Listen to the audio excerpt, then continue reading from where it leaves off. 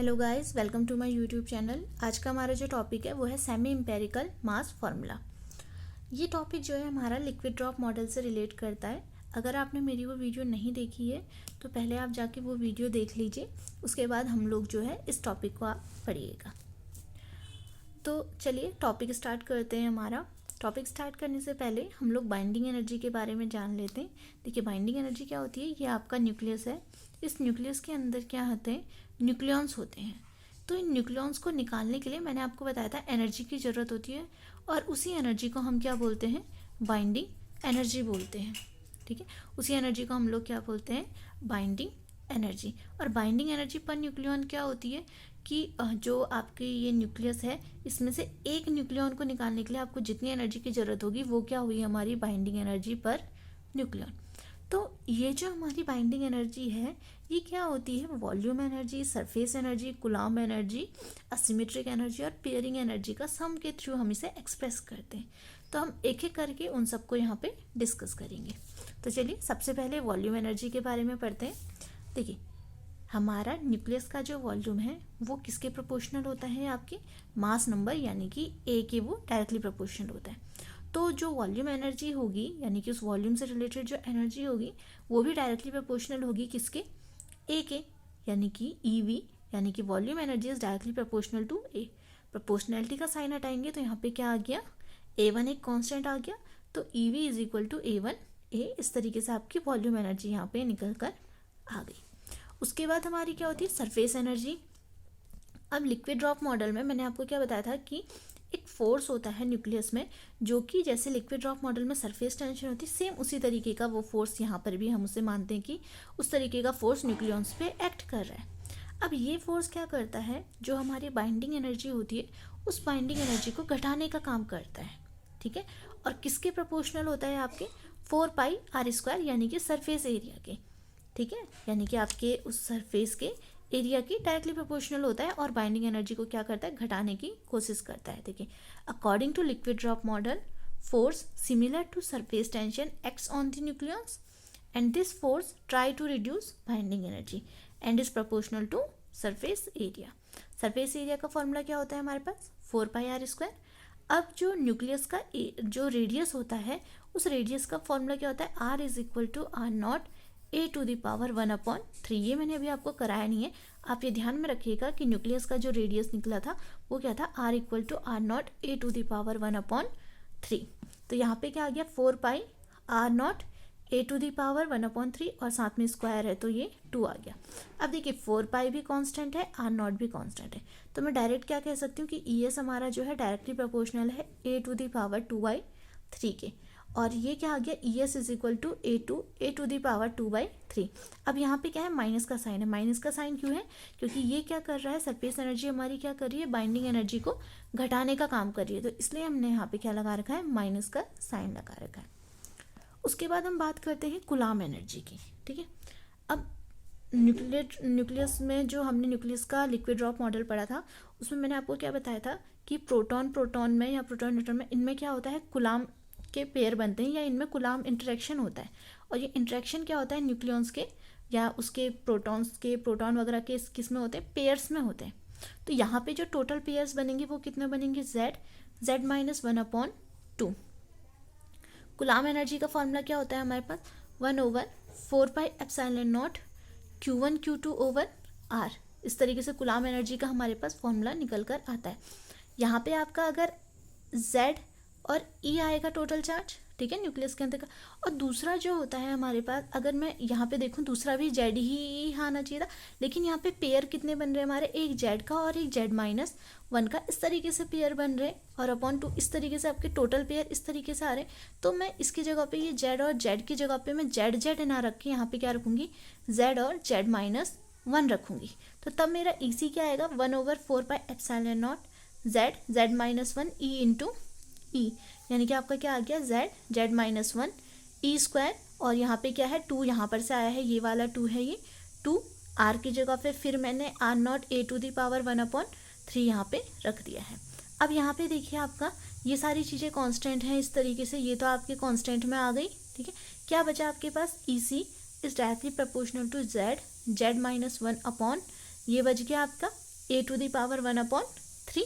तो आपका e से इक्वल टू क्या आया, मैंने यहाँ पे कांस्टेंट ले लिया है a3, z-1/a⁻1/3। और यहाँ पे माइनस साइन क्यों आया है, क्योंकि देखिए आपके प्रोटॉन और प्रोटॉन के बीच में क्या होगा, रिपल्शन होगा, उसके वजह से भी यहाँ पे क्या होगी, बाइंडिंग एनर्जी घटेगी। तो तब यहाँ पे क्या है, हमारा माइनस का साइन आया है।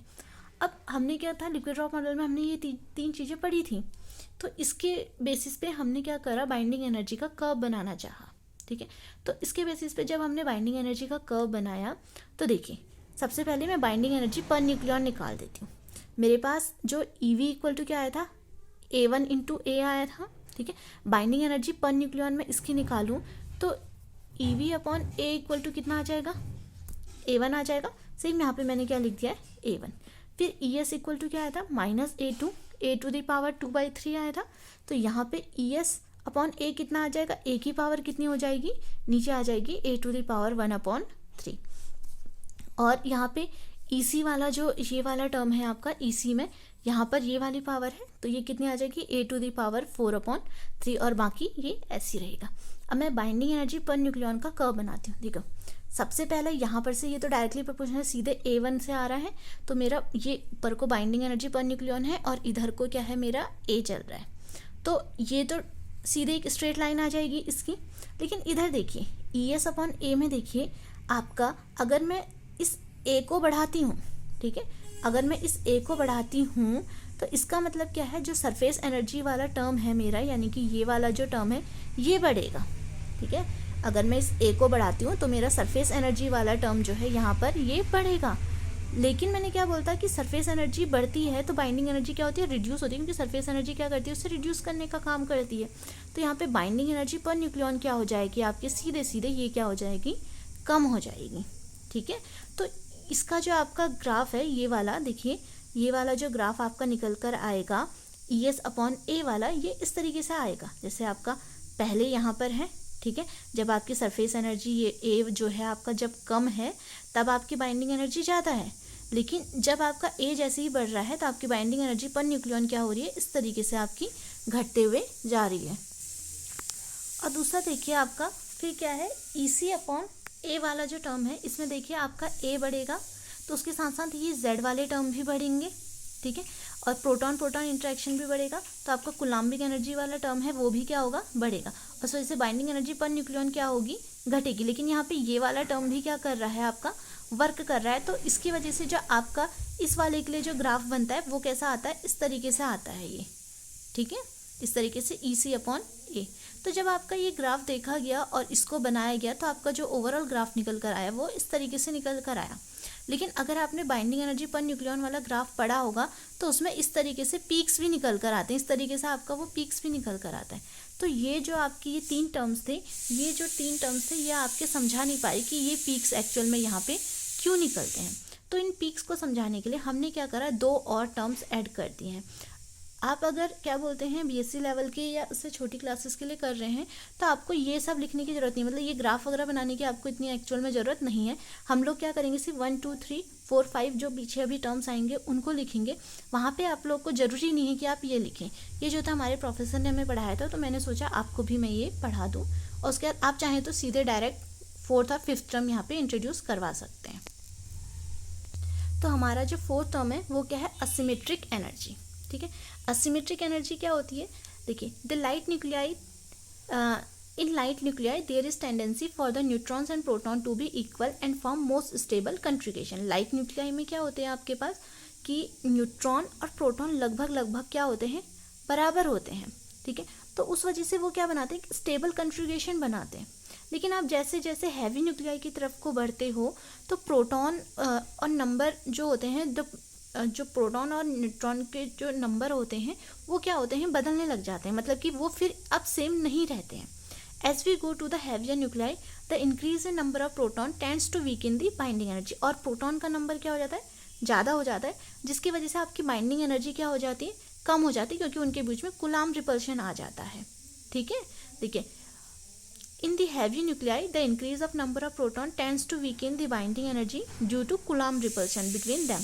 Thus due to this asymmetric there will be reduction in the binding energy। और इसके वजह से क्या होता है, आपका बाइंडिंग एनर्जी में रिडक्शन होता है। अब देखिए क्या होगा फिर ई ए इज इक्वल टू ई ए जो डायरेक्टली प्रोपोर्शनल होगा वो क्या होगा एन माइनस जेड के, क्योंकि यहाँ पर इस तरीके से आ जाएगा। और दूसरा क्या होगा आपका कि अगर ये इफेक्ट आपका हैवी न्यूक्लियाई की तरफ को क्या होता है, हैवी न्यूक्लियाई की तरफ को डिक्रीज करने का होता है, तो आपका ई ए जो होगा वो डायरेक्टली प्रोपोर्शनल होगा 1/a के, या कह लो ई ए जो होगा वो इन्वर्सली प्रोपोर्शनल होगा ए के। अब ओवरऑल ये क्या कर रहा है, बाइंडिंग एनर्जी को कम कर रहा है, तो ई ए इज इक्वल टू क्या आ गया -A4 A-2Z अपॉन ए। अब ये कैसे आया, देखिए आपका जो यहाँ पे n है, इस n को क्या मैं लिख सकती हूँ A-Z, इस तरीके से लिख सकती हूँ, क्योंकि नंबर ऑफ न्यूट्रॉन है भाई, ये तो नंबर ऑफ न्यूट्रॉन क्या होंगे A-Z आएगा, और -Z ये रहा, तो टोटल क्या आ गया A-2Z। ठीक है, ये था आपका असिमेट्रिक एनर्जी वाला टर्म। फिर मैं अगर बात करती हूँ पेयरिंग एनर्जी की, ठीक है, अब हमने क्या करा, a close study of systematics और binding energy of different nuclei shows that for a given even nuclei are more strongly bound than of odd. अगर आपके पास ए यानी कि इवन के पेयर्स हैं, तो वहाँ पर आपकी जो बाइंडिंग एनर्जी होती है वो क्या होती है, ज़्यादा होती है, बजाय किसके अगर आप उसे ऑड से कंपेयर करते हैं तो वहाँ पर ये कम होती है। So binding energy in case of even number and decreases for odd number. तो बाइंडिंग एनर्जी जो है इवन नंबर के केस में क्या होगी, बढ़ेगी, और ऑड नंबर के केस में बाइंडिंग एनर्जी हमें क्या मिलती है, कम मिलती है। This observation shows that we must add a pairing energy in expression of binding energy. इसका मतलब क्या है, हमें पेयरिंग एनर्जी भी वहाँ पे इंट्रोड्यूस करवानी पड़ेगी। तो वो कैसे इंट्रोड्यूस कराई गई, देखिए E P is equal two plus minus या फिर जीरो में आ सकती है वैल्यू, और वो क्या होती है A5 यहाँ पे कांस्टेंट लेके चल रहे हैं हम, ठीक है, A5 अपॉन A⁴ देखिए प्लस किस केस में होगी, मैंने बोलता इवन के केस में बढ़ती है, यानी कि प्लस क्या होगी जब आपके पास इवन होंगे, यानी कि even number of proton even number of neutron, इस तरीके से है। ठीक है, नेगेटिव कब होगी, जब even number of odd number of proton होंगे और ऑड नंबर ऑफ न्यूट्रॉन होंगे, और इस टाइम पे आपका सबसे अनस्टेबल जो मिलता है आपको न्यूक्लियस जो होता है वो सबसे अनस्टेबल होता है। फिर है जीरो कब होगी, देखिए मान लो अगर आपका प्रोटॉन इवन है तो वो आपका बढ़ाएगा, और अगर न्यूट्रॉन इवन है तो वो आपका घटाएगा। ठीक है, लेकिन अगर न्यूट्रॉन बढ़ा और प्रोटॉन घटा तो वो क्या होगा, इस तरीके से, मतलब अगर आपका एक चीज़ भी इवन में है और एक चीज़ भी ऑड में है तो वो एक दूसरे को क्या कर देंगे, कैंसिल कर देंगे, एक बढ़ाएगा तो दूसरा क्या कर देगा, कम कर देगा। तो उस टाइम पे आपका जो ये वैल्यू निकल कर आती है वो क्या आती है, आपकी जीरो निकल कर आती है। इसका मतलब आपका टोटल बाइंडिंग एनर्जी क्या है, इन सब का सम आया, मैंने कुछ नहीं कर रखा है, binding energy is equal to सारी चीज़ों का सम करके यहाँ पर सीधे सीधे लिख दिया है। और उसके बाद बाइंडिंग एनर्जी पर न्यूक्लियन करना है, तो इसी एक्सप्रेशन को मैंने ए से जो है डिवाइड करके फाइनल एक्सप्रेशन आपका ये आ गया। तो गाइस ये थी हमारी आज की वीडियो। नेक्स्ट वीडियो में मिलती हूँ आपसे एक नेक्स्ट टॉपिक के संग, तब तक के लिए टेक केयर, गुड बाय।